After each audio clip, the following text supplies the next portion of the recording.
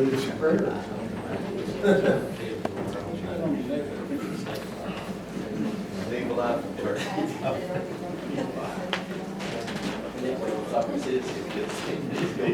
it's about 12:30, about time to start.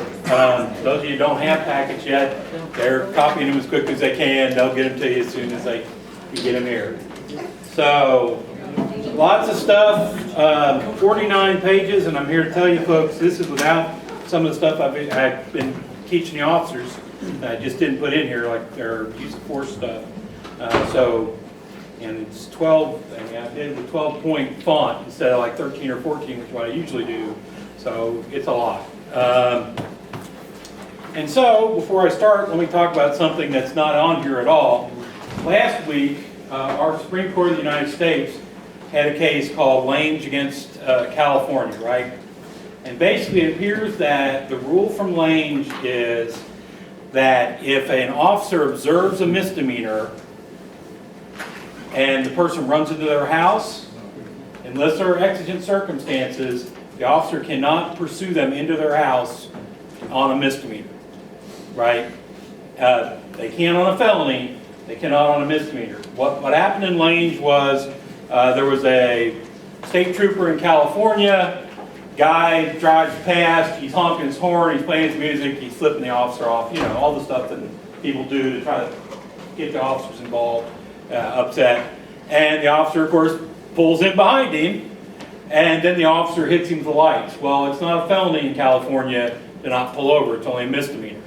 So the guy driving drives home, goes into his, garage, and the state trooper jumps out, and he goes into the garage too. Turns out the guy blew like a .24, .25, right? He's drunk off his rear. And that goes all the way to the Supreme Court, and he argues that officer didn't have any reason to come into my house, my property, and went all the way to the Supreme Court with the government, with California arguing, hey, if there's any observed crime, you can continue to follow them if they flee. And the Supreme Court of the United States said no. There has to be some sort of exigent circumstance. The normal stuff. Evidence is going to be destroyed, people are going to escape, somebody's going to get hurt, that sort of thing. But that, remember, it only applies on misdemeanors. So, and in Virginia, that would have been a felony, so it would have been going to the house with it, right? So, but that's new law out there. Be aware of it. I did include a lot of the stuff from the March stuff too, in case you didn't see that video Chuck and I did. So let's start with that. Some of this stuff. Search warrants. Restrictions for places of abode. This is a place where somebody lives, right? So, let me put all the caveats out front, right? Every year I'm a little bit nervous I missed something. This year, there's so much, I guarantee you I missed something, right? So, and a lot of this is changes that you're going to just have to learn how you're doing, like on the sealing of convictions and stuff like that. There's so much to it, you're just going to have to learn it over time, really. But I'm going to try to give you a heads up where things are in here and a little bit of an explanation as best I can, okay? Now, the Fourth Amendment, searches of the abode, places where you live. Somebody lives in a trailer, their house, their apartment, whatever. As of March 1, no more no-knock warrants. I don't think I've ever seen us do a no-knock warrant in the county, but no more. And officers must be both visually identifiable and identify themselves audibly. So basically, bang, bang, bang. St. Paul Police Department, right? And the guy who's doing it has to be in uniform, right? And I've been telling the officers I don't think that the polos will count, because if you look from the side, you may not be able to know that it's an officer if he's wearing a polo. So I don't think everybody at the scene has to be in uniform. But I think the first officer, the one at the door, he'd best be in uniform, right? So I think that's the rule, and they have to audibly. It's not like those things you can find on YouTube. Police department, and they bang the door down. You know, I can't believe people are stupid enough to video themselves doing something like that, but they are, and they cannot do that anymore. Okay, who needs a packet? Sherry's got a few. Got 3 at a time. Okay. So they have to visually and audibly identify themselves. Okay, next thing is they have to give the search warrant to and the affidavit. I used to get calls all the time whether or not they had to give the affidavit. they have to give the search warrant and the affidavit to whoever's there, or leave it in a prominent place if nobody's there, right? Initially, when they passed this law, they passed it and they said they had to read it to them. And there must have been a whole bunch of screaming and hollering, because within 3 months they changed that to, well, no, you just have to give it to them, right? And then their search warrants cannot be executed except between 8 a.m. to 5 p.m. unless you get permission, specific permission on a warrant from a judge, right? So, and if the judge is not available, then they can go to the magistrate.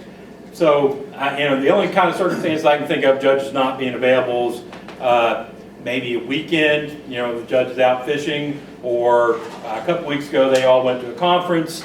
Maybe we couldn't get them then, we'd have to go to the magistrate. The magistrates are playing pretty serious on this. They're making the officers swear an affidavit, or they made Chuck come down and swear an affidavit that we couldn't get a hold of judges at one point, right? However, if it is after 5 p.m., the officers can go to a magistrate if it's necessary. Now, this is initially, they were going to be waking up circuit court judges at 2 a.m. in the morning trying to get search warrants. I'm sure that Judge Elkins was thrilled to death about that. And I'm sure that got a lot of screaming too. So within 3 months, they changed that too. So after 5 p.m., if necessary, officers can go to the magistrate.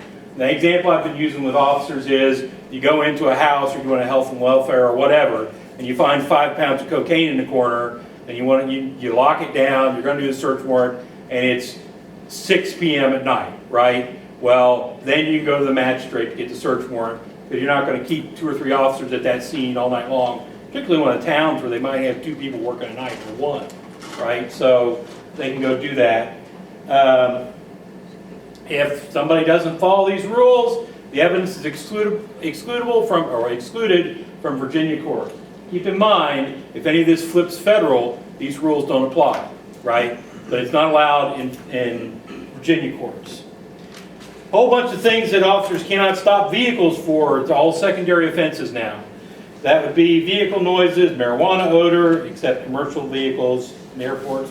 Minors that are driving with more under 21s than they're supposed to have, which I think is none. I'm not sure the exact number there. Drive between midnight and 4, or a minor using a cell phone. You can't pull them over for that. Same thing for people with learner permits. If somebody's registration sticker goes out for 90 days, an officer can't pull them over. But day 1 of that 4th month, they can. So basically they get a 90-day grace period. Smoking with somebody under 15 in the car, they can't pull them. Jaywalking, they can't stop them, which basically invalidates the jaywalking statute, unless they want to run down the magistrate to jaywalking summons. Pedestrian walking on a highway where he can't be seen by cars.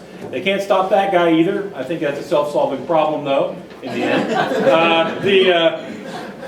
Defective equipment, license plates, lights, brake lights. These are lower brake lights. And they can't pull anybody over unless there's no brake lights. Both brake lights are broken, or somebody's done something strange, like make their brake lights purple and green instead of red and amber, right? The high mount brake light, the one that's in your rear windshield, they can't stop any for that one being out. Headlights, they can't stop anybody unless conditions are so bad you can't see beyond 500 feet, right? Small smoke, fog, whatever, or if it's raining and they got the wipers on. Warning lights, can't stop.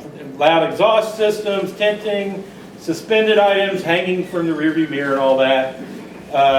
Not wearing a seatbelt, inspection stickers, and they can't stop them for any local ordinances that purport to allow them to. So the town of Wye says, I don't believe this should be this way. We're going to pass a bunch of ordinances saying our officers can stop it. They can't stop them anyway, right? So those are all there. They're all secondary offenses. About the only way you see a secondary offense, they pull them over for a primary, or or if it's a stop, or if they're doing stops, inspection stops. Checkpoints, that's it, English. Facial recognition technology. Local law enforcement and campus police cannot use facial technology unless there's statutes passed saying they can.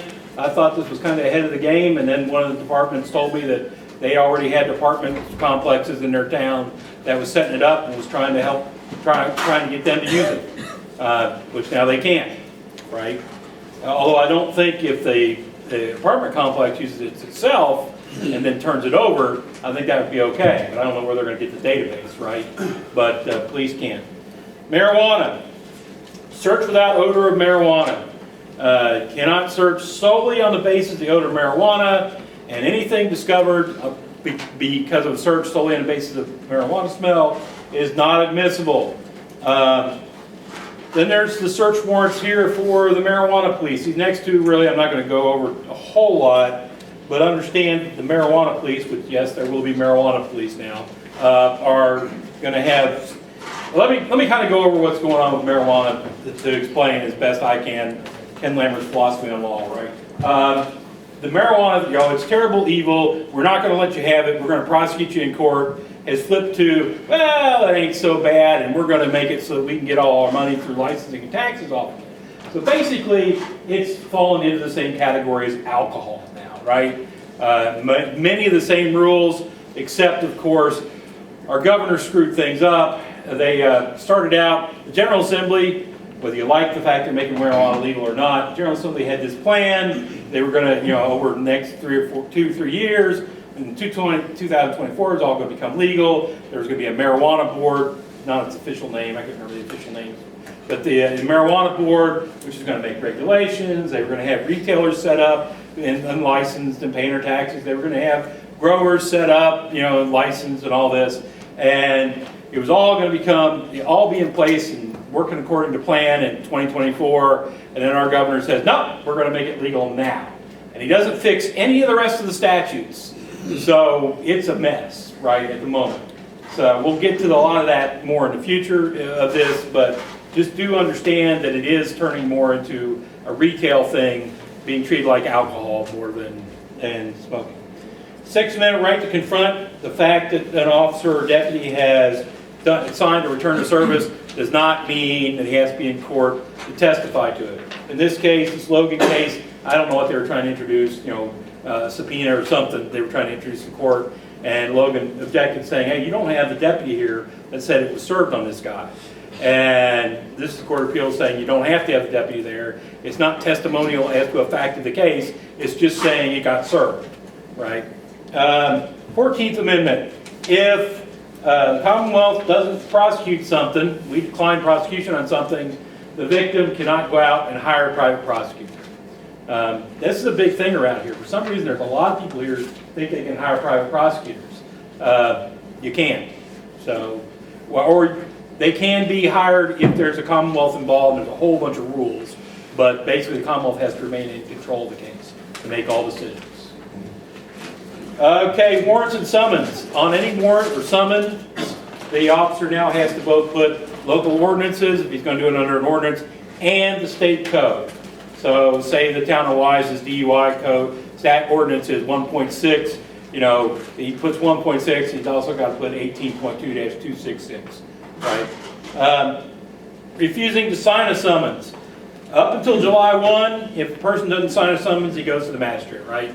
If he's refused to sign it, they take him off to the magistrate. As of July 1, if he refuses to sign the summons, the officer just hands it to him and says, be in court next Wednesday, right? It's not, he doesn't have to take it to the magistrate. Now, if he indicates anything, if he does anything other than say, I ain't signing that thing, if he does anything other than that, rips it up, balls it up, throws it in a corner or something like that, indicates he's not coming to court, well, then the officer takes him to the magistrate, right? But if all he does is refuse to sign, he's good, and it doesn't really matter anymore. Okay, during pretrial for defendant charged with capital murder, well, I guess it's going to be aggravated murder now. We'll get to that in a few minutes.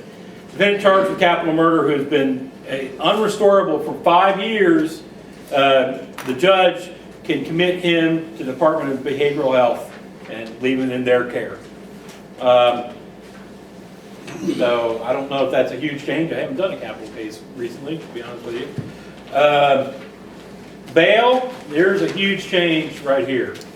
Okay, first of all, let's start with kind of small thing. A judge, when deciding whether to give bail, has to determine whether there's danger to self, family, or household members. That's a new addition. or the public. I would have thought family or household members were public, but apparently the General Assembly didn't, so they added that in. They eliminated all presumptions against bond. I don't care how bad your client is, he just walked down the Coburn, Main Street in Coburn and shot 20 people, right? They eliminated the presumption that that guy won't get bond, even if he did it previously a week before, right? There is no presumption against bond, but they did put in all these conditions that that the judge is supposed to consider. In making a determination of whether somebody will come to court or danger themselves, you run through all these things, which basically are the same things that you would see in other sections. Like in 19.2-121, we've got much the same list, except in that, it's in how do you determine how much bond you're going to have. And that one has one additional thing, and the thing drives us Commonwealth nuts, determining whether or not they have the ability to their ability to pay, right? But this is going to be, all the stuff you would expect, their convictions, their history, all that sort of thing. But there you are when you go in and do a bond hearing, that's what you're going to be using now instead of any kind of presumptions against. So it's going to give us a lot more grounds of argument in court. They did change this part, 19.2-124C, where if a court sets or denies a bond and it gets appealed, the court can put that in abeyance, hold it in place until the higher court makes a decision, right? Previously, that was only doable from general district court to circuit court. So, for instance, if somebody gets a bond, used to get a bond in circuit court and it was against, the Commonwealth appeals it, well, he still gets to get out, right? The judge can't stop that from going into place. Now he could. And okay, intra-trial, you'll be happy to know that the fact that everybody's been appearing by video and entering pleas of guilty, not guilty, and getting sentenced and all that sort of thing, that's going to be legal as of July 1, according to the General Assembly. So, if the Commonwealth and the defendant agree, a judge must dismiss the charge unless the dismiss is based on bribery or prejudice. So, this is from the fights up in Northern Virginia where they got, for lack of a better term, social justice people that have been elected as Commonwealth attorneys that were starting to drop cases. And, obviously the defense attorney agrees that his case should be dropped, and the Commonwealth wanted to drop it, and they had judges up there going, no, So now the judges don't get a say in it unless they think that there's bribery or prejudice involved. Deferred disposition, with the agreement of the Commonwealth, even if somebody's been found guilty, the judge can take a case under advisement and do all the normal advisement stuff. If he does, the defendant waives his right to appeal, and again, if the Commonwealth and the defendant agree, the charge can be expunged after it's all done. But the Commonwealth's got to agree, right? So if I've fought you all the way through a jury trial and he gets found guilty, the odds are I'm not going to agree that we're going to go through this process, right? Now, other Commonwealths may be kinder. I mean, Josh is notoriously kinder than me. So,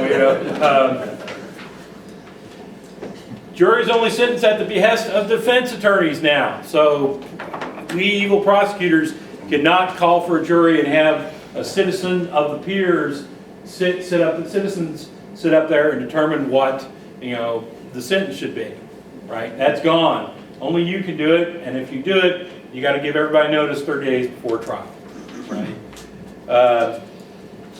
As of July 1 next year, all sentences are basically going that aren't for violent crimes. I listed all the violent crimes, although some of them weren't exactly violent. But some things will stay at 85%. So don't trespass on a church or school, which I'm not sure why that has to stay at 85%. But at 50% for pretty much everything else, right? This is drugs, theft, right? They've seriously de-emphasized theft. Yes, there are 4 different levels, but anybody who's been doing this for a while knows that DOJ is going to keep, 95, 98% of people at 50%, right? So That's what we expect to see. Will not be, and as I understand, the guidelines are going to crater too. So at a lot of lower end stuff, the guidelines, if your person takes responsibility, are basically going to be, don't do that again, right? And then if they do get convicted and get sentenced, they're going to get half of that. So be aware. Parole for terminally ill inmates. Anybody out there wants to open up a cottage practice of getting people parole, they can all swear that they've got cancer and they're going to die soon. I bet everybody in this room has seen that person who's had cancer and going to die soon for the last 3 years, right? Well, those people now get to apply for parole. Okay, here's one that's kind of weird. For those of you who don't know, a couple of years ago, Kansas had a different insanity standard than the rest of the world, right?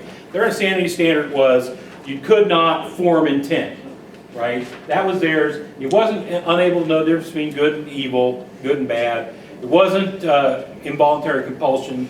It was whether or not you could form intent. And that went all the way to the Supreme Court of the United States. The Supreme Court of the United States said that's fine, right? So our General Assembly now passes this, but they don't put it under not guilty by reason of insanity.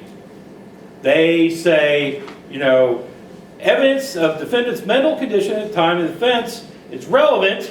They have determined it's relevant, whether or not a judge would, and because it's very clear that our appellate courts have determined it's not relevant over the years, right?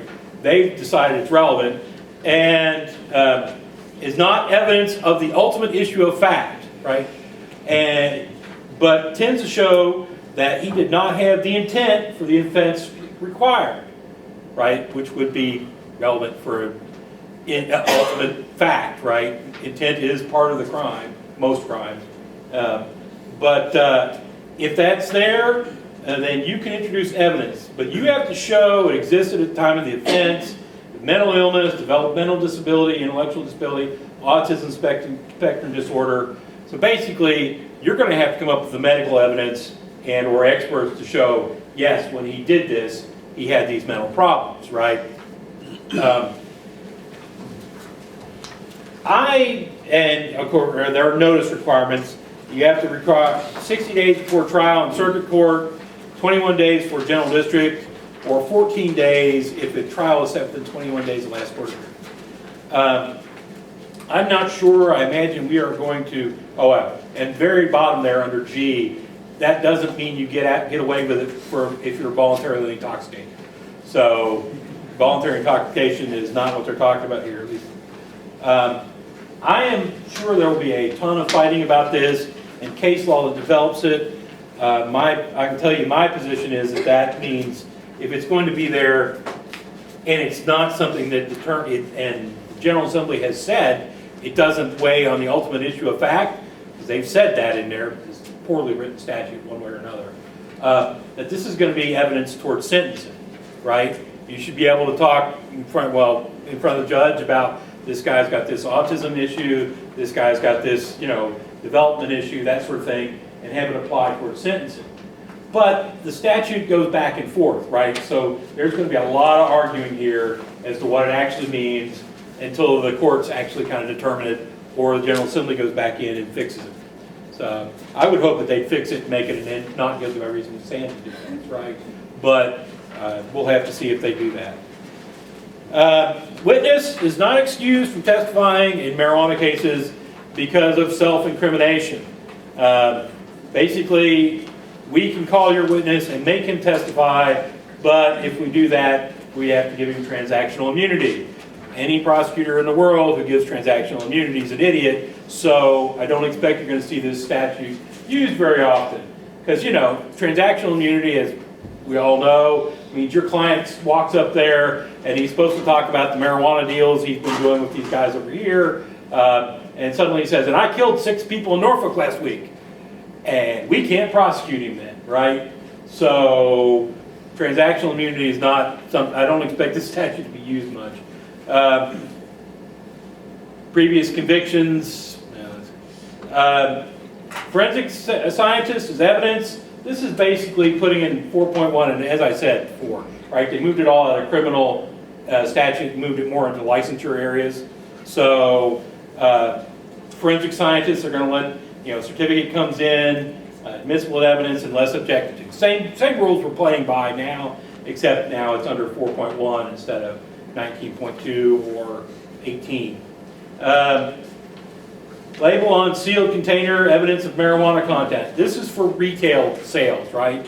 So if somebody's selling marijuana cigarettes and the package says marijuana cigarettes and it's still sealed, it's marijuana cigarettes, right? So it's there. They did add growing 50 or more marijuana plants is a barrier crime for somebody who cares for the youth, disabled, or elderly. Probation stuff, and I'm sure we've all heard a good bit about this, but here's some stuff you need to know as to the sentencing for your clients. Your client's probation shall not exceed 5 years from the day they get out of jail or prison. So we can't put them on probation any longer than 5 years. That's just solid rule right in there. Your client's sentence can't be suspended for a period more than the maximum period of the sentence. So your client's sentence as a driving suspended can't go more than a year. Your client or your suspension can't go more than a year. Good behavior, what I'm talking about, right? Good behavior can't go more than a year. On grand larceny, good behavior can go up to 20 years, right? That sort of thing. But there's a clear limit there. Although both of them can be, probation and suspension can be extended if your client's going into a program of some sort, right? It has to. And now we get to the probation violation, but keep those in mind because that's going to alter the ways we do sentencing, for things. All this probation going up X number of years, well, they're going to stop at 5 years no matter what. Good behavior can go longer than that, but probation is going to stop at 5 years.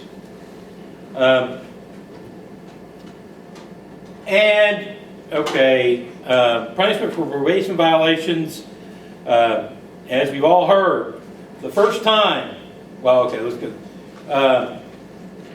Suspension is maximum possible. If somebody's taken in a probation violation, they can be put back on good behavior for the maximum period of their possible sentence. However, it has to measure from the moment of their initially being found guilty, right? So they can be put on for that period longer unless they abscond. The judge doesn't have to count time they absconded. He can add that on to it at the end, right? So that's coming in. Now, as far as the actual sentences, as I'm sure we've all heard, here's the definition of technical violations here if you want to read through it. But basically, it's anything other than a new conviction. The technical violation.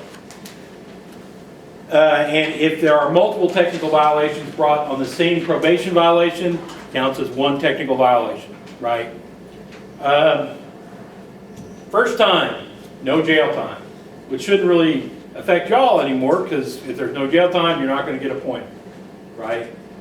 Second time, there is, can't help it, Walt, sorry. The second time, they can get a maximum of 15 days. But I'm pretty sure, as I read the statute, that Dan's going to have to stand up here on this bench and just scream and holler and jump up and down to get those 15 days. He does that every time. He tries, But so we get there, So basically, first time no time, second time probably no time, and then we get to the third, and the floodgates are open, right? Talk has been around the state, I don't know of our probation office particularly, but around the state has been, it's going to, all these things where they wait till it's the fourth or fifth violation before they bring your guy in, right? All those little piddly things that they don't bring him in initially. There's been a lot of talk around the state that, first time you're coming in, right? You turn up hot, you're in, right? They're going to bang them so that they get them past these first two. Also, understand that if it involves firearms or it involves absconding, the first time counts as the second. The second time counts as the third. So they don't get as many bites of the apple for those.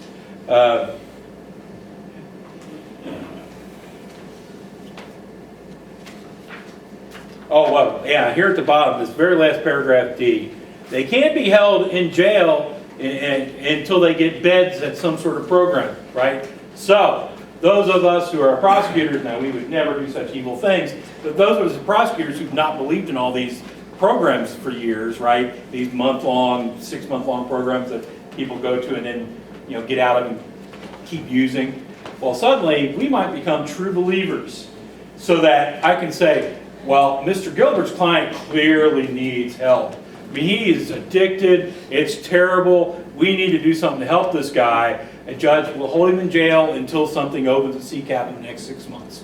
That might be something you see, and who knows? There might be guys that actually need that. Motions to reduce sentences.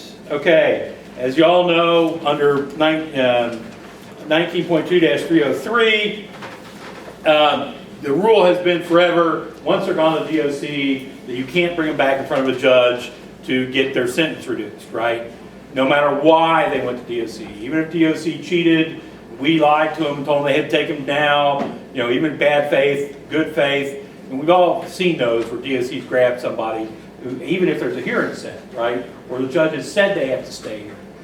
On all those circumstances, if DOC gets them, they've been gone.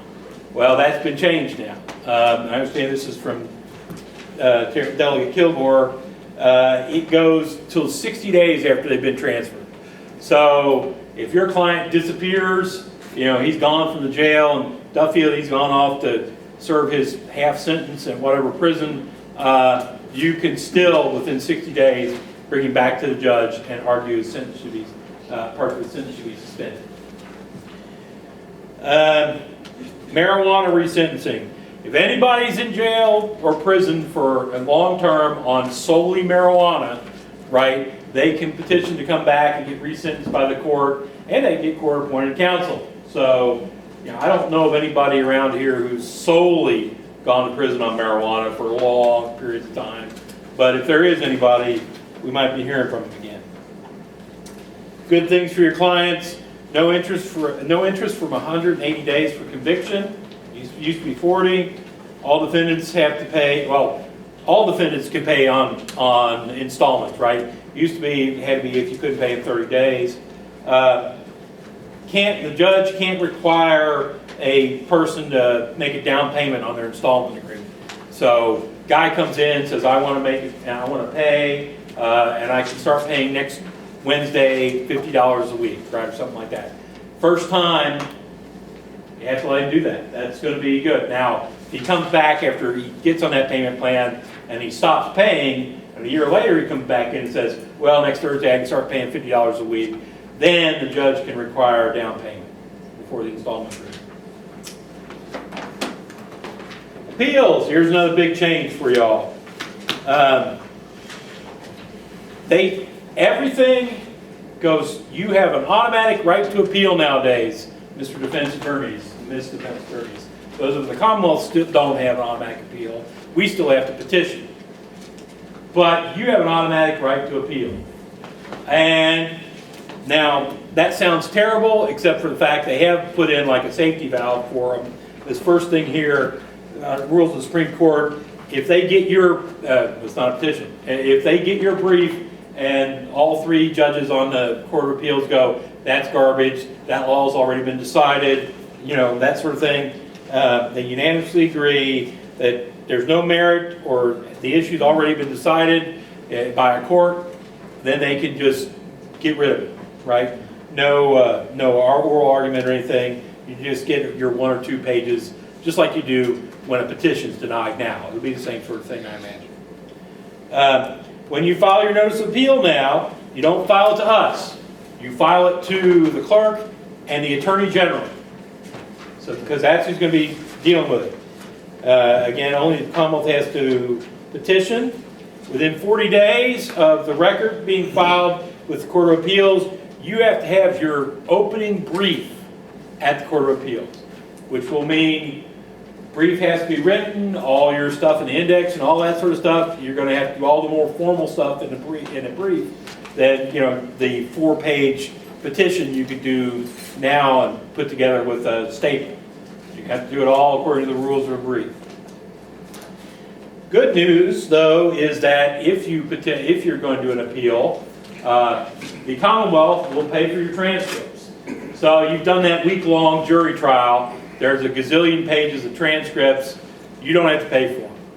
And it doesn't say, or best I can tell, it's not just limited to indigent defendants, right? So your excuse for not doing the appeal of that week-long trial, telling your client, look, we can appeal this because the judge wore red shoes on the third day. I don't think it'll work, we can appeal it. But you're going to have to pay, $20,000 for the transcripts. That's gone now. So you may have to do more appeals. Supreme Court, here's a thing. Now, obviously, the Commonwealth still can't appeal to the Supreme Court. However, they did expand appeals for y'all. It used to be you couldn't appeal anybody who was convicted of misdemeanor traffic offenses and got convicted of traffic offenses and got a misdemeanor without incarceration. That used to stop at Court of Appeals. Now you've got another level. You can go all the way to the Supreme Court on your guys 6 miles over the speed limit ticket if you want to. Protective orders, they are expedited appeals, expedited review by the Court of Appeals if you set it up. And again, the Commonwealth will pay for your transcript for the appeal. I won't go over much of the duties of the Commonwealth Attorney, but basically we can do appeals if the Attorney General agrees to let us do the appeal, right? So if the Attorney General decides that he thinks Josh is an amazing guy and this appeal on this aggravated murder case, he's going to let Josh in his office handle it, the Attorney General can do that. But if the Attorney General says, no, we're doing it, then he's doing it, right? Other than that, on civil cases, expungements, forfeitures, the Commonwealth can appeal to the Supreme Court. Forfeitures are primarily Stephen. Maybe you'll see him doing that. Sealing convictions. This is an interesting thing that they're doing. I have issues with this as it hides open court. Well, the sealing convictions is interesting because they passed all these statutes, but it doesn't go into effect on July 1, right? On July 1, it doesn't go into effect until VSP tells the General Assembly that it has the software in place to make this all work. And then 4 months after that, it goes into effect, or it goes into effect on July 1, 2025, which is when I expect it to go into effect, because otherwise, how are you going to say you had notice, right? But we'll see. The sealing means they're basically going to hide people's convictions now. One way or another, clerks are going to have to deny that they're there.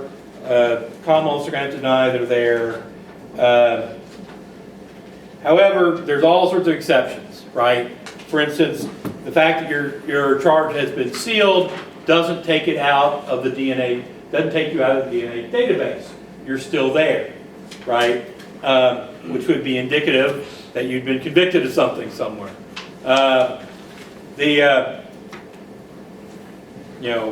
Even if it's sealed, and I'm really looking forward to seeing how they figured out to make this work, and we Commonwealth attorneys are not allowed to access it, we still have to tell you it exists for Giglio and Brady purposes, right?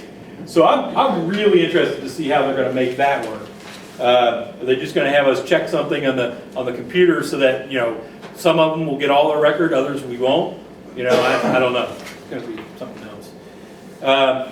And the court and law enforcement agencies on seals are required to reply that no record exists with respect to an arrest, charge, or conviction. Basically law. So I am interested to see. Nobody will fight the Sixth Amendment public courts thing on this, but it strikes me as problematic. Okay. It's perjury if not disclosed for several different purposes. Somebody trying to get a job with police. The code requires somebody to make that an inquiry. Federal law requires inquiry. or, let me see, rules, generally things down the line. But sealing, again, does not relieve your client of his responsibility to pay his fines, costs, forfeitures, or penalties. So he'll still have penalties on the books that he's got to pay, but he won't, nobody will be able to admit he has a crime. Again, interested to see how that plays out in the end.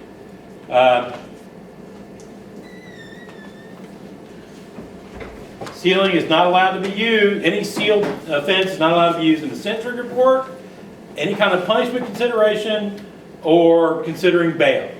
So anything sealed is not allowed to be used and that sort of thing. There's the list on page 18 of things that are automatically sealed after 7 years. A bunch of misdemeanors. I will say it's interesting that they have 18.2-119 in here, trespass after forbidden to go. But they don't have common law trespass in it. So if the officers charge your guy with common law trespass, that's going to stay on the books, right? At least, yeah, it won't be automatically sealed. Now, if your client has been convicted of something else in the meantime that's reportable to VSIN or NCIC, well then, other traffic stuff, then it doesn't happen. But otherwise, 7 years. If somebody is acquitted, null pros, or dismissed on a misdemeanor, it is to be automatically sealed unless it's traffic infraction. Not sure why, probably something federal. If it was deferred after the facts were found sufficient, or if we Commonwealth, evil Commonwealth attorneys, stand up on a table and argue it shouldn't be because it's ancillary to another charge, it's part of a plea agreement, is part of, comes out of something where there's other charges on the same fact and circumstances. We are going to recharge your client in the future. I think it's within 3 months. Well, those sort of things. We stand up and make those arguments. Oh, by the way, at the bottom of that, although it's not the Commonwealth, if the person charged with the offense objects to sealing, it doesn't get sealed. So here's something you need to keep in mind once sealing is out there. If your client is acquitted of a felony or it's dismissed, you need to ask. Make the motion to the court that it be sealed, right?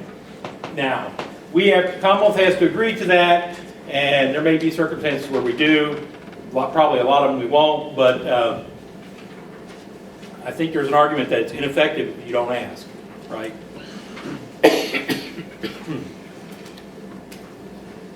Every time, about 20 pages in, my throat dries out and I start hacking.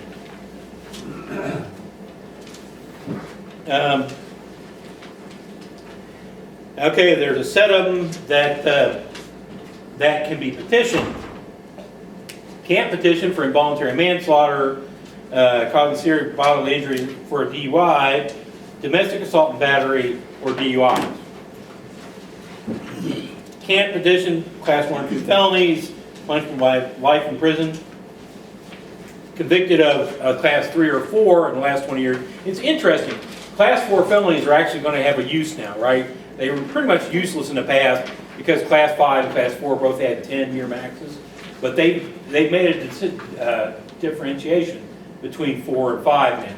In 4s, you got to wait 20 years where you can get them off your record, get them sealed. 5s, no. So it does have a difference now. And you're convicted of any other felony within the last 10 years of your petition, you can't petition. You can petition for misdemeanor offenses, class 5 or 6 felonies, or any grand larceny. We, of course, as evil commonwealths, get to object if we so choose. And then the court has to go through this thing to make these findings, except for traffic infractions. It has to be within 7 years of a misdemeanor, outside 7 years for a misdemeanor, outside of 10 for a felony. If drugs were involved in their life at the time, they have to show that they've been rehabilitated on the drugs, right? So somebody who's, doing the crime because of meth, and somehow that comes into the facts, well, he's going to have to show that he's rehabilitated. Might be something to be, I don't think it's a collateral issue you might have to consider when you're arguing sentencing, right? The reason that he was dealing meth is because he's addicted to meth, right? I think you probably still will go ahead and make that argument, but it's a consideration for the future. You just told the judge that, or you just put into evidence something that will keep it from being sealed in 20 years or whatever, or 10 years, when keep it from being sealed as long as the, until he tells the judge, or proves the judge has been rehabbed. He's had 2 prior sealings of charges. He can't get a third. So, be careful about it. And then the judge has to find that not sealing him would cause a manifest injustice in his life, right? Sealed records can still be used. There's this huge list here. The high points are when they're trying to buy a firearm. It will still pop up when they're trying to buy a firearm. If there's a fingerprint comparison, the fingerprints are still out there. Going down to almost the bottom of the next. The fact that a record has been sealed does not mean a published opinion in the Supreme Court of Virginia or the Court of Appeals will disappear. It will still be there. And of course, if you're going to work anywhere in with judges, courts, etc., you will, it'll be used. And still, we go on to the next page. Again, as you can see here, by the one I've got bold and underlined, somehow we Commonwealth attorneys who are not supposed to know that there's a sealed conviction out there, because the way we get ours is through a computer, right? If the computer doesn't tell us, I don't know what's going on in Botetourt County. I don't know if there's a conviction there or not. And if it's been sealed, I still don't know if there's a conviction there or not, right? If the computer doesn't tell me. If the computer tells me, it kind of defeats all the purpose. Unless they're going to have, the sheet's going to have like all the way down and it's going to print out in red the ones that are sealed and I can't talk about, right? Which will make life easy, interesting. They still can be used even if it's sealed in a protective order hearing. Jurors have to admit that they have had things sealed to see if they can be on the juries. Interesting enough, down here, they have screening businesses, right, which keep track of what people have been convicted of. The General Assembly has tried to pass a statute that will order them to destroy their own records and not speak of the fact that somebody's been convicted of something that's now sealed, which is very problematic in that it's a prior restraint on free speech and is a taking of their property, governmental taking of their property. So that might be an interesting argument in court. For traffic infractions, 11 years before they're sealed. Again, it's got to be something federal. I don't know why they would make that different than the others. There's got to be some sort of federal reason that they're doing that. Okay, expungement. If you've got somebody who has been convicted in the past of sex trafficking, but they were forced into it, right? Somebody else made them do it, and then they can get it expunged. Marijuana expungement. Now, none of this goes into effect until next year, right? If it passes the General Assembly a second time. So if we have an election this year and say one house flips and things become much less cooperative, this may not come into effect, right? So be aware, but they are going to try to set it up, assuming it goes through, so that marijuana convictions are going to be, in main part, automatically expunged, right? So I'm not going to go into depth because it's not actually the law this year. Law enforcement, FOIA stuff. Thought this was going to be pretty nasty change initially, but I got to tell you, looking at it, for years, FOIA has been something they've tried to expand, defense counsels have tried to expand for years as a discovery tool, right? Well, who needs it anymore? Our discovery rule now is so broad that, I basically have to tell you the guy's grandmother's maiden name, right? So, not that we didn't do that before. We've had an open file pretty much since I've been here. But, you know, with the exception of CI stuff. But now it's all there, so FOIA hasn't become as big a hot button thing as it used to be, but they did go in. Now, in all cases, they have to give the same stuff they had to give before, which was basically what's on the front page of the warrant, right? That's what they've always had to give under FOIA. They also now, though, have to give any diagrams of the alleged crime scene.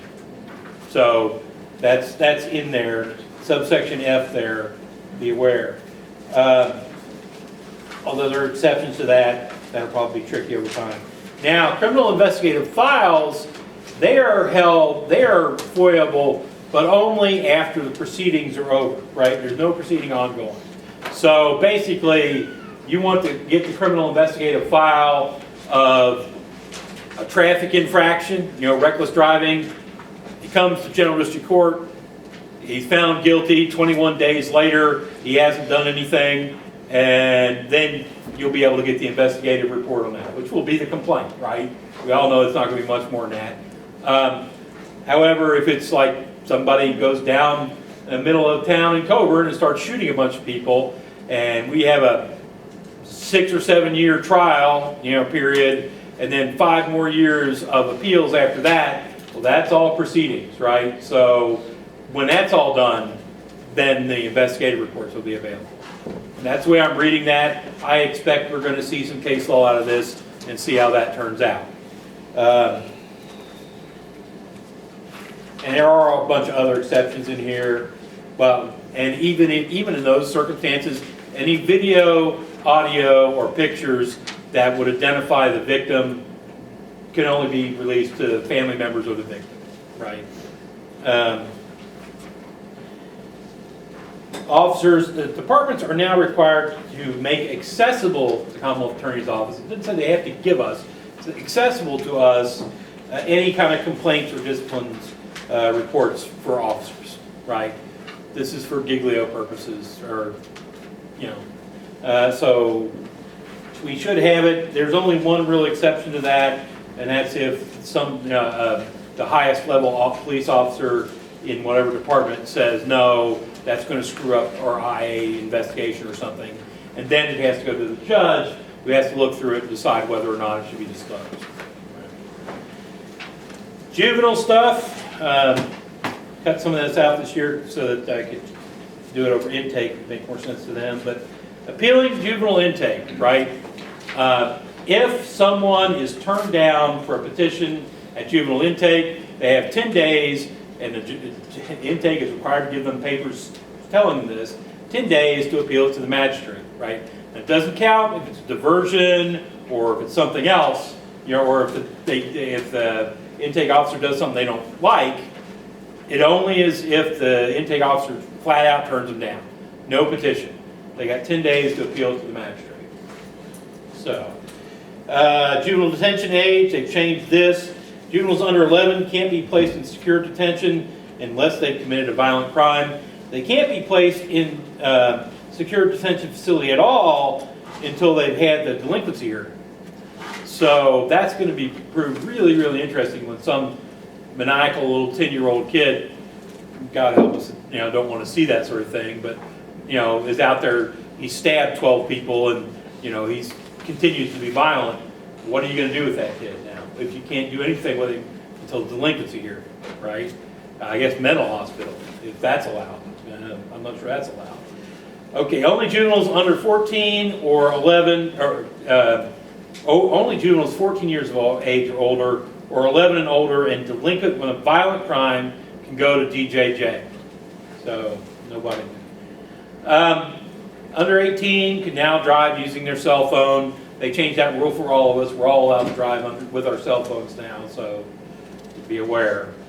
Preliminary child protective orders, just the preliminary ones, have been changed, so they're not misdemeanors and felonies. They are, in the first violation of a preliminary child protective order, it is a contempt of court, which we all know is 10 days maximum. The second violation, or the violation of a preliminary child protective order that hurts or threatens to hurt the kid, that gets a whole class 1 misdemeanor. So be aware that's changed in the law. Now, once it gets beyond preliminary, it goes on to the normal protections, but that's what it is in prelim. Okay. Cases that go from district court to circuit court, the moment they're certified, circuit court has jurisdiction. So that solves that issue, which we have questions about all the time. They are circuit courts. Now they can end up back, if your guy withdraws his appeal or whatever on misdemeanors, it can end up back in general district, but from the moment he's certified, it's circuit courts. Juvenile, early release from detention for juveniles. They don't care what the plea agreement says. If DJJ says, look, we need to have a hearing on this and get him out, they can have that hearing. 60 days before 2 years detention, and every year thereafter. And notwithstanding any agreements in a plea agreement. Now, I don't know how this would work, but it doesn't seem to say that other terms in a plea agreement, once that plea agreement is abrogated, won't come back, right? I mean, but we'll see how all that plays out. Kiddie court. And I know the juvenile court's been called that for years, but they're actually making a kiddie court now. It's a form of diversion.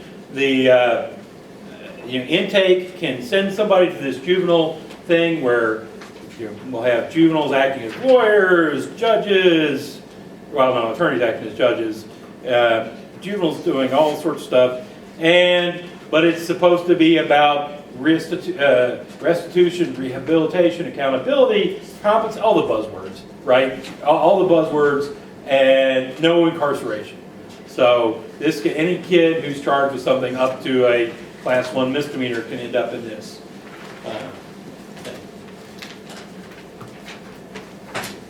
Appeals of a family abuse protective order, their expedited review, obviously.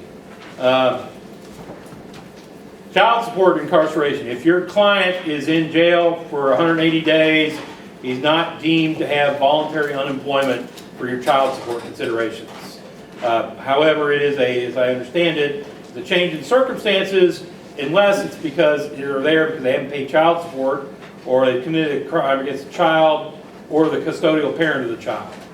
Other than that, it's a change in circumstances at 180 days, and it's not voluntary unemployment. They changed the definition of abused and neglected child. They added a new exception, and they took out they added a new exception, and they added a new definition to the crime.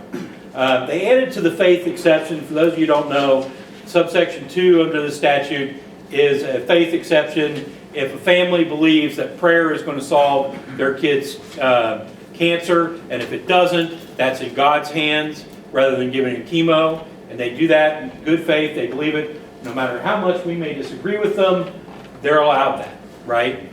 Well, they added to that this new part of it. If a party is, if a family, the parents or guardians get together, talk to the child who's over 14 years of age and mentally developed enough to understand, and they considered other treatments, and they're acting in good faith, then they can refuse the medical treatment. So, we've all seen in the age of the internet and all that CBD oil is supposed to cure everything under the sun, including death, right? CBD oil will cure, I'm pretty sure it'll make you walk on water, right? So they decide they're going to treat their kid with CBD oil instead of chemo, because chemo has all these side effects. And as long as they're acting in good faith, they're good to go, right? Now they did add an extra part to the criminal part of it. Acts of sexual exploitation were added. It used to be they had to actually do a sexual act. Now it's acts of sexual exploitation. They got the little 6-year-old posing provocatively up on top of the bed, nude. That would be, it's not a sexual act per se, but that'll be there. It'll also be making kiddie porn, but we'll get them with everything we can, I guess.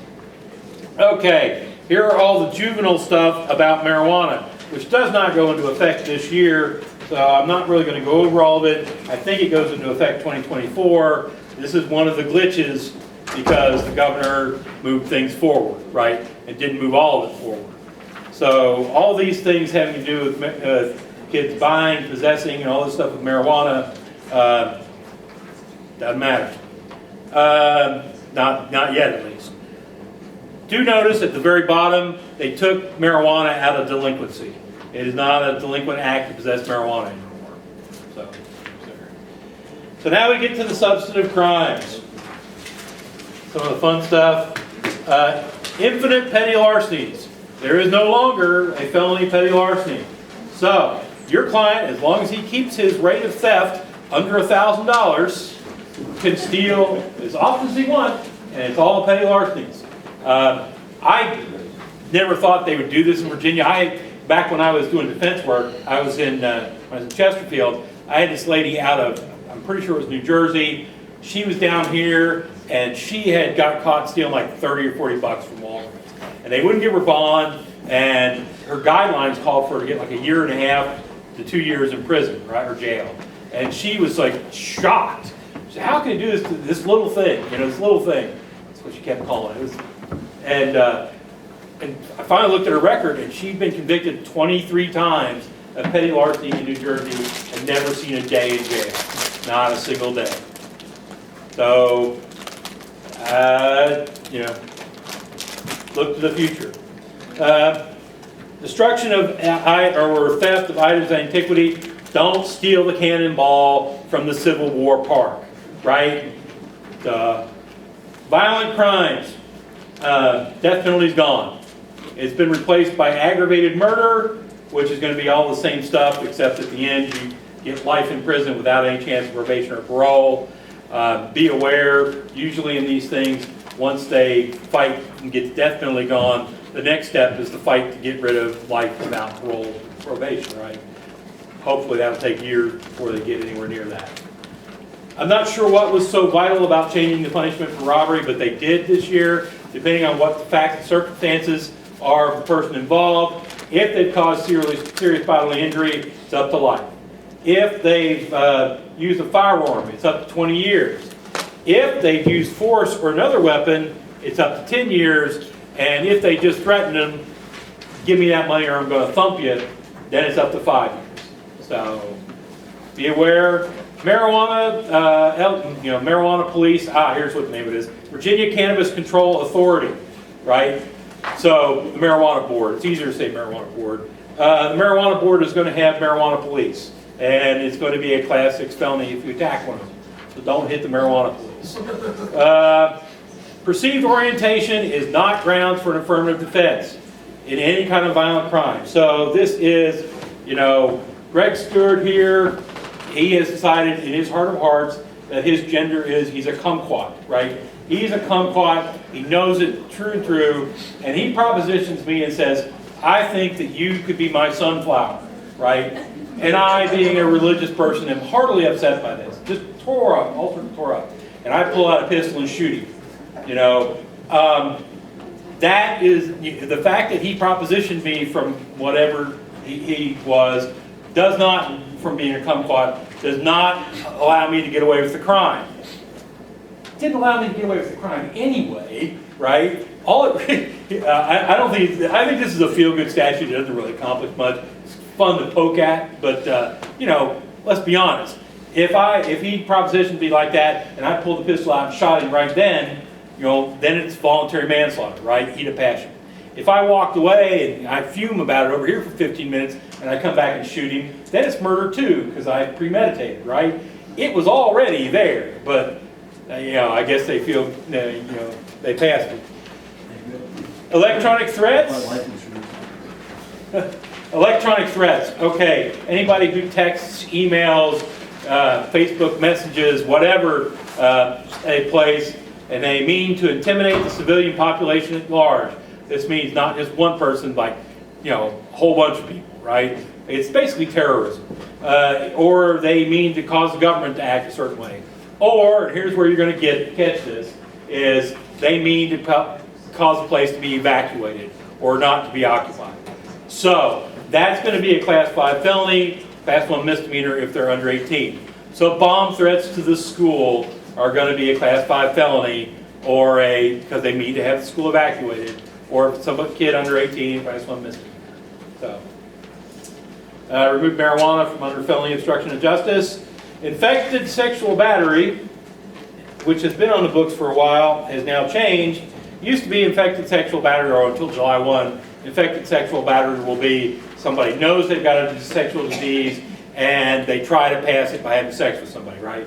That's what a infected sexual battery is now. On July 1, infected sexual battery will be somebody knows they have a sexual disease, they try to pass it, and they succeed. So if they have sex with somebody knowing full well they've got HIV, they have unprotected sex 12 times, and they don't spread it, well, then they haven't committed a crime.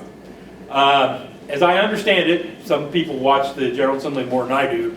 As I understand it, this was the compromise, that there were some people that were really hot and just wanted to get rid of this crime, period. And this was the compromise to keep it on the books. Sex trafficking now has an affirmative defense. If somebody is charged with prostitution, y'all can bring in an affirmative defense that they were coerced to do it, or that it was done at the direction of another person. So there gives you that defense for those gazillions of prostitution charges we bring in every month. Officers are not allowed to have sex with anybody they've detained or arrested. Would generally thought that was known already, and I know that we already had laws in the books you could prosecute people for that, because when I first got here, Suzanne Kearney Quillen was prosecuting some guy out of Coburn who would pull over women and proposition them. You know, I'll let you out of the ticket if da-da. And he got convicted. I think he got several years, if I remember right. Domestic violence and firearms. Delegate Kathleen Murphy is my hero. I don't know about that. Delegate Kathleen Murphy is anti-gun, right? She does, and I don't think she meant this statute to do what it does, right? Delegate Kathleen, this statute makes it, if you've been convicted of domestic assault and battery for 3 years, if you buy a firearm, it's class 1 misdemeanor. Or anybody who sells or transfers a firearm to you, class 1 misdemeanor. At the end of that 3 years, you get your right to have a firearm back, okay? What that triggers is the federal statute, which says that if the state gives you your rights back, you get your rights back. So effectively, I think on July 1st, 2021, there are going to be thousands of people across the state of Virginia who are going to have their right to have a firearm back. Now, if they've been convicted of anything else, right, felonies and that sort of stuff, it doesn't count. But if it's just domestic assault and battery, they're going to have their right to have a firearm back. And those of us that have been around, since God was knee-high to a grasshopper, remember back in the day, domestic assault and battery wasn't considered much. You'd get your $10 fine, maybe you'd go to a little domestic training or domestic therapy, and then so nobody dealt with it too much. And when the feds made it so you couldn't have a firearm, it hit a lot of people, including officers, firemen, all sorts of people, right? Well, and they may not have anything else in their history except that from 20 years back. And there was no way of getting their rights back until this. So now, all of them are going to have their rights back, again, assuming they haven't done any other felonies or anything. It takes their right to a firearm away. Interesting. Firearms and voting. You can't have a firearm within 40 feet of where voting takes place, where vote counting is taking place, where vote recounting is taking place. It doesn't count for law enforcement officers, retired law enforcement officers that happen to live next to the school where people are voting, or security guards who work there, right? So that's it. Schools can create non-carry zones around the schools. I would expect all school boards to do this, but doesn't apply to law enforcement, retired law enforcement, anybody who's got an unloaded gun in a container or on the rack in the back window, or somebody who's carried concealed and has a permit. As long as they stay in the car, they just drive up to pick up little Bobby and then they leave, they're okay. They see a teacher they want to talk to, whether they're angry or happy with that teacher, and they step out of the car, they'll be in violation. So, firearms are banned from government locations. This was passed after, of course, after everybody went down and marched in front of for their Second Amendment rights in front of the Capitol building. Oh my God, can't have that happen. So they made it illegal to do that, and furthermore, illegal anywhere in the Commonwealth building, right? So that's going to be banned. You have to have notice of it first. Illegal to carry a concealed handgun while you're under the influence of marijuana. And as the officers kept asking me as I was briefing all of them, no, it does not say anything about an open carry. You know, so, yeah, although I just have this wonderful picture of somebody going, I'm going, you know, Yeah. might not be the most effective thing. They removed marijuana from drugs that can't be possessed while you possess a firearm. Okay, traffic laws.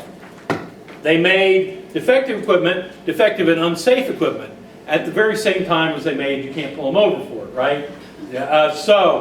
But unintended collateral consequences, right? Unintended consequences. If it's defective and unsafe, that's called reckless driving, right? You're dragging a muffler down the road, or your side view mirror is gone, and it makes it unsafe to drive your vehicle. That's reckless.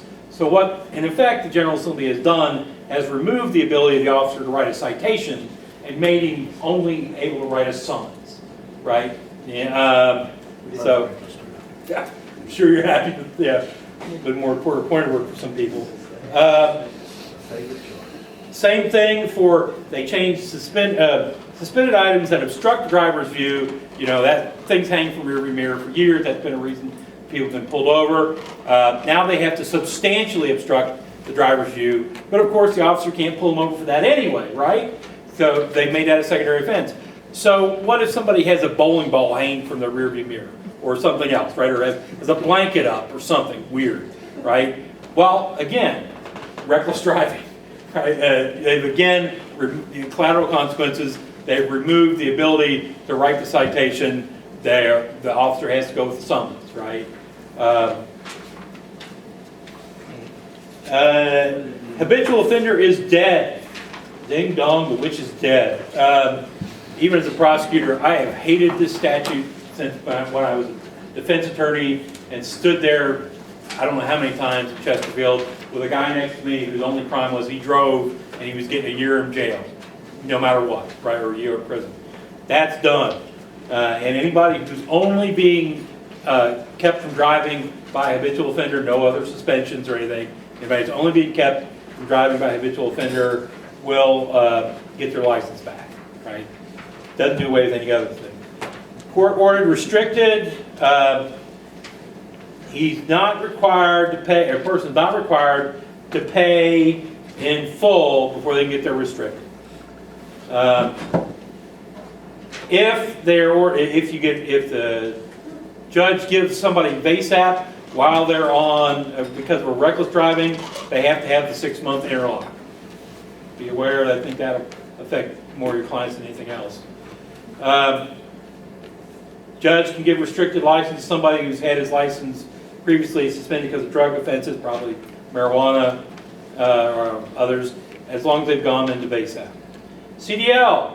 Anyone who's convicted of severe forms of trafficking in persons loses their right to have a CDL for life. Which of course raises the question, what the bleep does the General Assembly think is a non-severe form of trafficking in people? I mean, I can't picture it. Yeah, well. And if somebody is a CDL, got a CDL license, and they do in their civilian mode, they get some sort of ticket, they can't do away with it. I mean, it can't be deferred, dismissed, reduced, blah, blah, blah. And then we're all going to wonder why we don't have truck drivers, right? Okay, they repealed the cell phone laws. So as of, this actually happened in January, they repealed the cell phone laws. So we had a whole year and a half where you weren't allowed to drive while you were using your cell phone. Now you can again. Yay. Passing non-autos, 3-foot gap that you've got to have between you and some non-auto horse, bicycle, whatever. If you can't make that 3-foot gap, General Assembly has now allowed you to go into the next lane to get around it. Your localities, towns, counties, whatever, can make a speed limit that's 15 to 25 miles an hour as long as they put up signs in residential and business zones. Natural gas powered vehicles and electric vehicles can weigh 2,000 more if their weight is in the power unit. Marijuana in vehicles. It is a felony to operate an aircraft while you're smoking marijuana or under the influence of marijuana. It's one of the few felonies that survived. Unlawful to possess marijuana in a commercial vehicle. A whole $25 fine. And I'm here to tell you the officers are all sorts of thrilled with the thought of pulling somebody over and giving them a $25 fine. You know. Marijuana can't be used while you're a driver or a passenger in a car, class 4 misdemeanor, $250 fine. Marijuana can't be used or possessed while driving a school bus. That's a class 1 misdemeanor. No marijuana in a car for hire, except the passenger can have it as long as he's not smoking. Driver can't. So no Ubers, no taxis, no nothing. Okay, let's get to the kind of etc. stuff. False report or summons. If a person files a false report or summons on an officer because of race, religion, religious conviction, gender, disability, gender identity, sexual orientation, color, national origin, eventually the exceptions are going to get so large it's going to swallow the rule, right? But for now, there it is. And it's a class 6 felony if they do a false report or a false summoning an officer for that rather than the misdemeanor.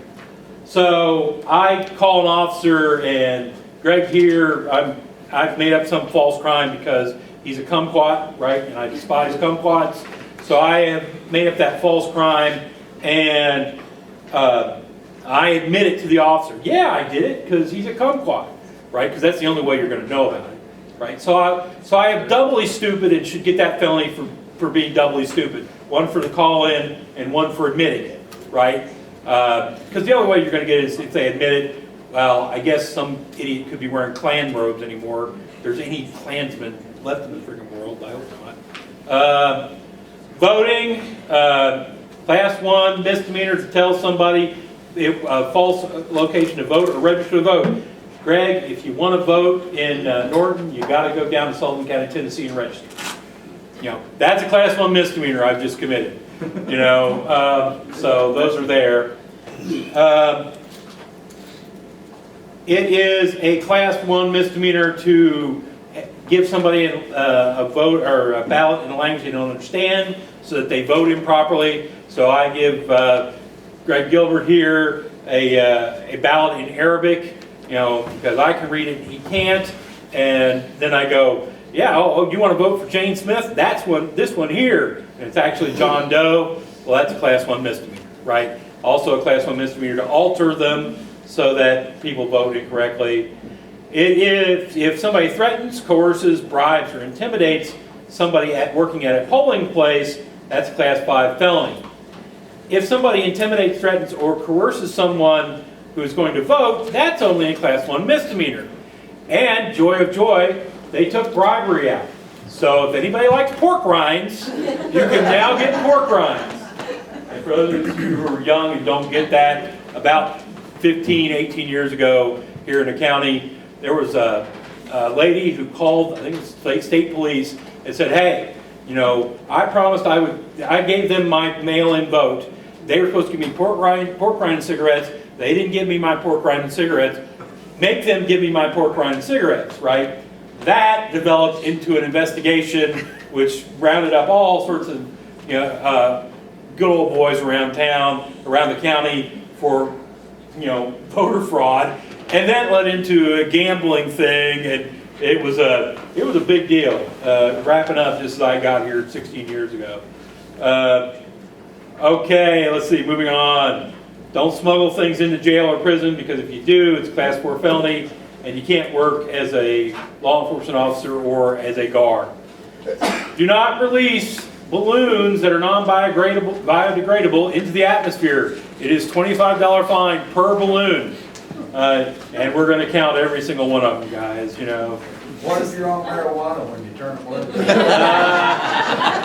You know, you could try that defense, we'll see. I don't know. Oh, yeah.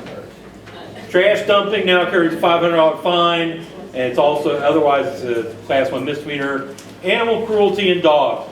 You can't work at a place that sells dogs. You can't own a place that sells dogs. You can't buy from a place that sells dogs that has somebody who's been convicted of animal cruelty. You can't own or be on the board or whatever of a place that breeds dogs if you're convicted of animal cruelty. Basically, if anybody's been convicted of animal cruelty, they can't have anything to do with dogs, right? So maybe they can have some at home, I don't know, but they can't do anything commercially with them. Dangerous dogs. They've changed it so that officers and animal control officers can make some discretionary choices about what to do. If they go out before they file to have some dog declared dangerous. If they go out and it is harmed another dog or cat, they can look and see if there's no serious injury, or both animals are owned by the same person, or it happened on the grounds of the person who owns the dog, then they don't have to take the charge, right?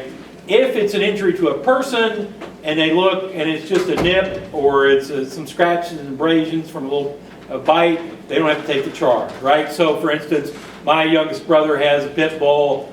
About 5 years ago, I was being stupid playing with the thing and it clamped down on my arm, right?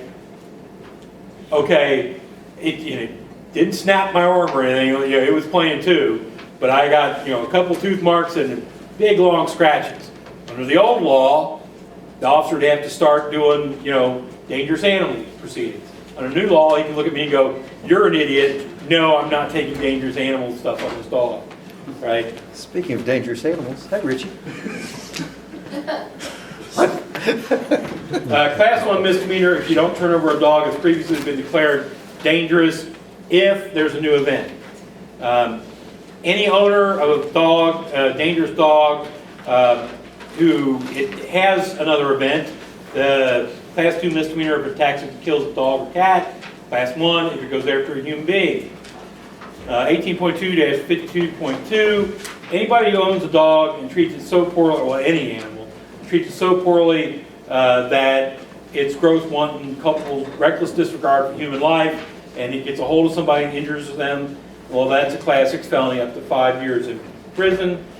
We had that circumstance here a while back. Some guy had his dog chained out in the front yard. I don't know if the guy was training the dog to fight or not, but apparently it was not a happy dog, not a happy animal. It got free, attacked a couple of fraternity guys who I'm sure were being obnoxious in the next house over, but they were the next house over, and that would have fallen directly under that, I think. Safe harbor for reporting overdoses. They fiddle with this every single year. And this year, if a person is rendering care, they can't be arrested or prosecuted. So, for possession. So, the guy who calls it in, hey, my buddy's dying, he's had an OD, he can't be prosecuted, and the one who's sitting there giving him mouth-to-mouth to keep him alive, he can't be prosecuted either. Can't be prosecuted for all the marijuana charges if they called about an overdose. The new Schedule 1 drugs, as I say every single year, find a chemist, because I ain't one, and I don't know what any of this means, so I've got to go to the forensic lab. Marijuana, as I explained earlier, some of these are in effect now, some of them will go into effect in the future, probably 2024. I will say a bit on myself, tell a bit on myself here. The first time I realized that this was a 238-page statute was when Chuck calls me, and he's like, "Ken, I need to know, the governor has changed the statute some from what the General Assembly passed." I hadn't looked at the statute yet. He's like, "Can you tell me what the differences are between the two of them?" And hubris, "Oh yeah, I can do this, no problems." And then I had to hunt him down because it wasn't in the normal place, and I find him, and it's 238 friggin' pages. I'm comparing two statutes of 238 pages. I did it, but I was an idiot for, I should have said, "Well, Chuck, a little bit of time." That's on me. I'm not, but in those 238 pages, like I said, the governor moves a good portion of stuff forward, and I'm going to tell you what's now in effect. I'll probably just leave you to look at the marijuana for the future stuff. But, okay, your localities can adopt an ordinance which says when marijuana can be sold. So if the town of Pound decides it's going to allow marijuana to be sold between, on Thursdays between 12 noon and 12:15, they can pass that ordinance, right? Now, having read through the statutes, I think they're going to allow votes in localities to determine what places can have marijuana or not, so, or at least sell it. You know, like old wet dry stuff, votes you had in counties, you know, kind of a puff, no puff votes. So we'll see how that goes. It's hard to know what the laws are going to be in the future. I'm here to tell you, if you look at the statute as passed, like I say, it's 238 pages, although the first 100 or so are just repassing alcohol stuff. But 238 pages, you get to the bottom, there's like 2 pages of, this statute will go into effect in 2023. This statute will go into effect in 2022. This statute will go into effect in 2023 if the General Assembly votes it back in again. You know, it's all that kind of stuff. And these are the ones that I'm fairly certain, well, I know these are going to affect this year. But the others, when they go into the future, we'll deal with those next year. Most of those are the retail ones. Okay. Anybody 21 or older can lawfully possess not more than an ounce. Right? That law only applies to Democrats. Like every Republican legislator voted against that law. Republicans are not allowed to possess after July 1. Well, since nobody carries cards or has to register here, there's no way of knowing. It's unfortunate. You'd be 80% right. Okay, it is a $25 fine to possess more than 1 ounce of marijuana, because that's going to be a huge detriment to it. But once you get to a pound, then it becomes a felony, up to 10 years, up to 25, or up to 250,000. That is because at that point they're assuming that you're retailing, right? And you haven't paid your taxes and you ain't got your license. So that's what they're doing there. Over 21, they can share up to an ounce if there's no benefit to the sharer. So 2 guys are sitting there, he's got an ounce, they both roll one out of it, they're good to go, right? As long as nobody pays anybody or anything like that. Marijuana cannot be used in a public place. It's the same thing as alcohol, right? Alcohol can't be used in public unless there's a specific license for it, right? That's the way it is in Virginia. Marijuana is the same now. You can't use it in public. The first time they cite somebody, it's a whole $25 fine. So, but the officers will go through the first one because they want to get to the second one. Because everybody knows the second one's the one that's going to make people, you know, well, be a pain in the rear to people. The second time it's a $25 fine, and they have to go to substance abuse training. So, you know, the officers will do the first one. They got some idiot who just won't stop, right? He just insists on smoking as he walks down Main Street. They're going to give him the first one, and then they're going to give him the second one, and they're going to ignore the fact that there's a third. They're just going to keep writing seconds from then on, so he has to keep going to substance abuse training. You know, and maybe he'll get the lesson. Marijuana can't be used on public school grounds, class 2 misdemeanor. Home cultivation, as everybody knows, there's going to be home cultivation allowed. Up to 4 plants. First question I get out of every single officer is, 1 plant can do more than 1 pound. They can't have more than a pound, what's the deal? And my answer is, I think as long as it's on the plant, they're okay. If they're stupid enough to cut down what's on 3 plants, and they got like 5 pounds of it, well, woe be unto them, right? Being stupid. But they can have up to 4 plants per residence. That's not person, that's not apartment, that's not, you know, well, apartments are going to be arguing about residence there, but it's not person or anything like that. So it has to be out of sight from the general road. It has to be at a place where somebody under 21 can't get to it, right? So you best ought to have a fence, right? Although I was able to find fences at 21, you know, you have to put a tag on it that says it has your name, driver's license, or ID number, and notation that's being grown specifically under the statute, right? And so that's, you can't make concentrate out of it either, thank God. See, it's wonderful. You can look at these pictures on YouTube of idiots who are doing concentrate in their own house. and the explosive is so powerful, it blows the roof actually up and down, you know, and it's just, okay. Punishments, if you got over 4 or less than 10, no more than 10, $250 fine the first time, up to a $500 fine the second time, and the third time, up to 6 months in jail. You got more than 10, no more than 49, class 1 misdemeanor. You got more than 49 to 100, class 6 felony. And you got over 100, then it's up to 10 years. Again, this is mainly, I think the people you're going to see enforcing this mainly is going to be the marijuana cops, right? They're going to be out there doing this because it's about retail more than it is about usage, right? So your local police departments, it's interesting. I'm getting different reactions from different departments about what are they going to do if there's 6, right? And I think the general rule has been, you know, tell him you're citing him today. 2 of them better be gone by tomorrow because you're going to come back and you're going to cite him again if they ain't, right? So that's, I think, going to be what happens generally, but we'll see.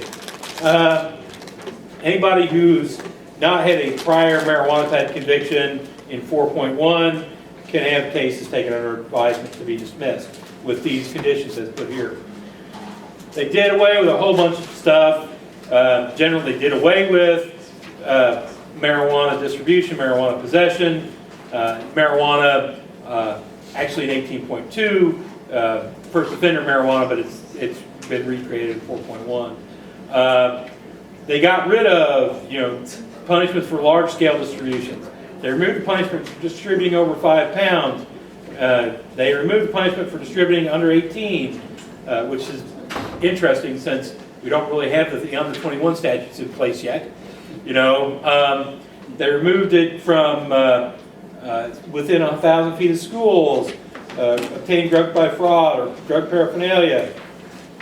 They made it a misdemeanor to smuggle it into jails and prisons instead of the felony it's been previously, although correctional officers can still arrest on the misdemeanor. And then there's the marijuana future stuff. You're welcome to look through all this stuff.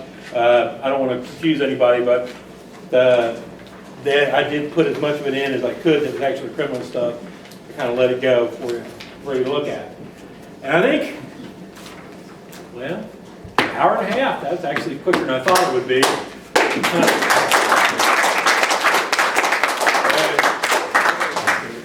Any questions? I can bluff and pretend just as good as anybody else that I have an answer for some of these things.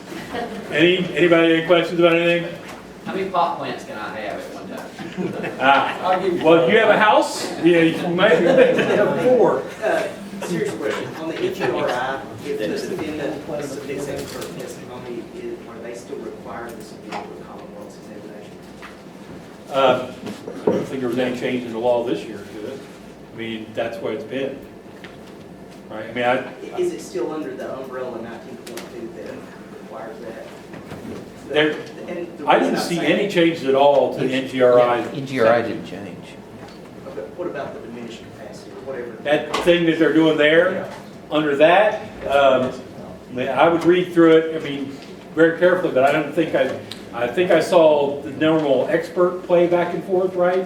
But I didn't think any examination was in there for Commonwealth. Yeah, Ken, can I, we worked on this a lot at the General Assembly.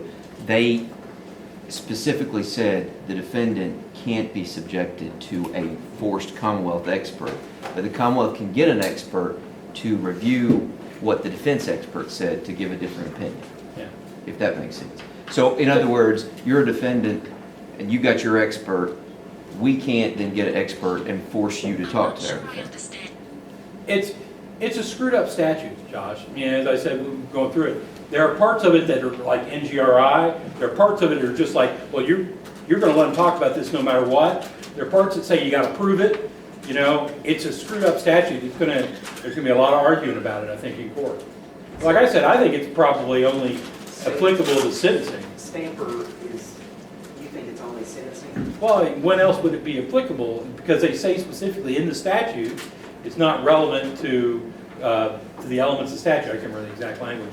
It's not relevant to the elements of the statute. So you think Stamper is still the law as it applies to the guilt? As to the guilt phase, I think there's a strong argument it is, but there's going to be a lot of arguing on it. They should have made this not guilty by reason of insanity, but they did this instead, right? So,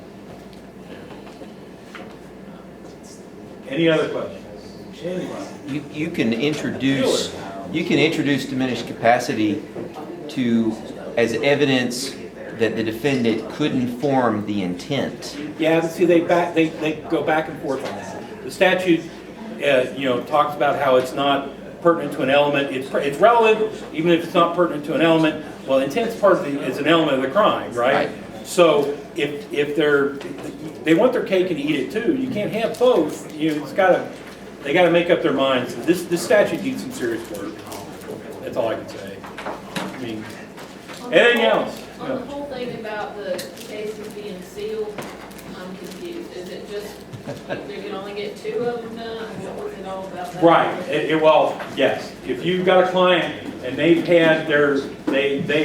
been around long enough that they've got 2 prior things sealed, they can't go back a third time.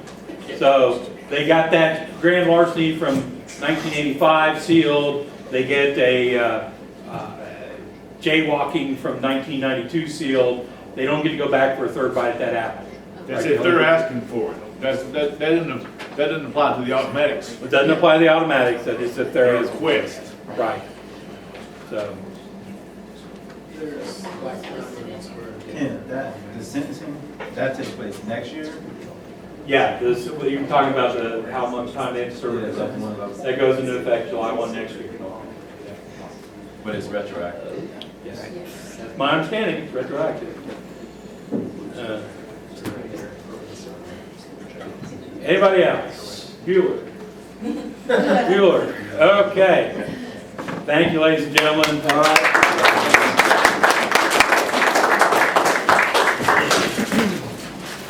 Great job, Ken. As always, good work. Well, thanks. Good job, Ken, thank you.